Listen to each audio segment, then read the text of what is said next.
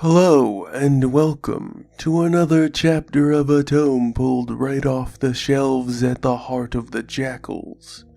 This is Noviri Part 15, Stretching. Let's get to work. Hey, what are you doing here? I thought no one was going to be in Ox right now. Cam tilted his head into main operations and control for Calamity Station. A lone communications tech pulled off his headset and addressed Cam with a bit of slow surprise and a hasty salute. I didn't see you there, Commander. Sorry, I'm working. Enough of that. Cam dismissed the salute off of hand. What are you doing here?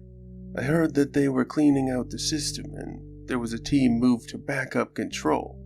No one's supposed to be here, right?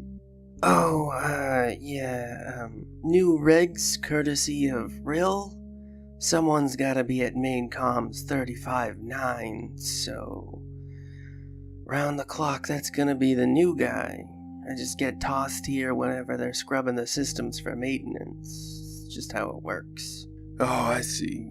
Shit work. It's always shuffled downhill. Just the way of the deep well, I'm afraid. Been there before.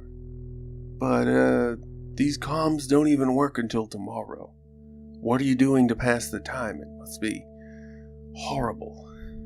Cam, being a curious sort of person, entered the room and took up a chair near the young tech, happily awaiting the reply, whatever it was. Oh, well, before you got here I was scuffing sounds. That's real dull. It just means cleaning up audio files from the front. I do it for extra cash. HQ has a bounty on Sildarum comms that aren't scrambled, so I just go through the chatter in the hopes that a nebula or a pulsar bounces a random missive and syncs it to one of our messages. It happens every now and again. Interesting. Cam was, in fact, genuinely fascinated, but the tech didn't seem all that convinced. You have any luck with it so far? I've had a few partial messages, nothing that pays too well. I'm still waiting on a solid full transcript that isn't encoded. I've got a few parts where the comms officer forgot to flick the scramble switch, so one of them just has to be out there. So you're banking on someone else being a little bit more lazy than usual. That's a pretty sure bet if I've heard of one. Exactly, Commander. And, what else am I going to do with all my free time not listening to comms while I'm stuck here for hours on end? Every other week or so, right back here. So, I'm just a little curious here. How much is a full message gonna help the war effort? Why does HQ have such a bounty on these things? Oh, well, that's the interesting part. The Sildarum put part of a cipher onto all of their messages. Different parts for different messages. As long as the script is all jargoned up, the cipher is useless. But, But, if you find a full transmission, then that cipher fragment will be easier to detect and identify, and help decipher future radio messages. So why do they send the fragments? Isn't that a weakness in their own design? Well, nobody's too sure on that, but I have my own theory. I think, however they set it up, they need a bit of the data to identify which sort of method to use to decipher the dispatch. But who knows, all their tech is so just wonky and weird. Tell me about it. I've been poring over as many of their schematics as I can buy off of the black market. It's like they think upside down and backwards or something. Cam and the young tech shared a laugh over the comment. What's that on your screen? Looks like some sort of animal. Oh, it's a hollow of a Laren, I think they're called. Those lamp-sized scaled predators that someone from harvesting found on Noviri a few months back. There's kind of like this craze going on right now where people are trying to buy them. My girl has been begging me to get one, and I was checking the prices on, the black market, but they're way too expensive for, my price range. Oh, yeah, I heard Mara arguing people about that. All of her subordinates, she disagrees with every last one of them. She's pissed about that whole situation. Honestly, I don't see the point of not trying to breed the things if people want them so bad. But, it's not really my decision. The young tech looked a little reticent, but hopeful as he asked his next question.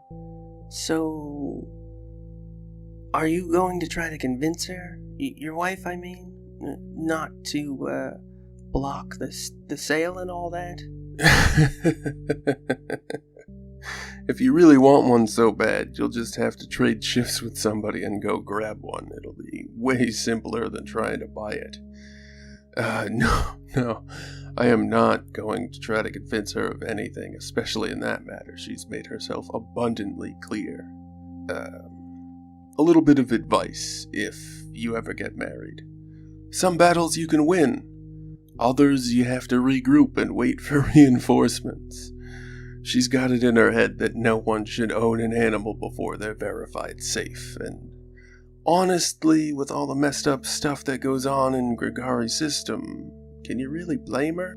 Well, this chat's been nice, but I've been putting off work I gotta get to.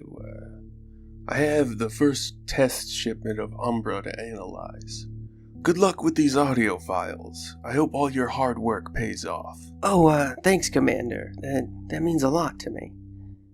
It just now began to dawn on the sleep-deprived tech exactly whom he had been talking jovially with, and he couldn't help but feel a little awe over the event. And so it is. Our time together has once more come to a close. I have been Lothran, and this was Noviri Part 15. Stretching. Another tale from the heart of the jackals. Go ahead, Korvoth. Yes, sir. That's the end of the story today, folks. Please leave all your comments, questions, and kindnesses down below. Don't be a jerk, though. And don't forget to stay safe out there. There's a lot of stuff lurking in the shadows. You gotta watch out for it. Remember to like, share, and subscribe to show your support. And there's this bell thing when you subscribe. You gotta click the bell so you get notifications when we release our videos every day. And you don't want to miss none because they're just great. Good night and good luck. See you again tomorrow. Bye-bye, everybody. Bye-bye. Bye-bye-bye-bye. Bye-bye.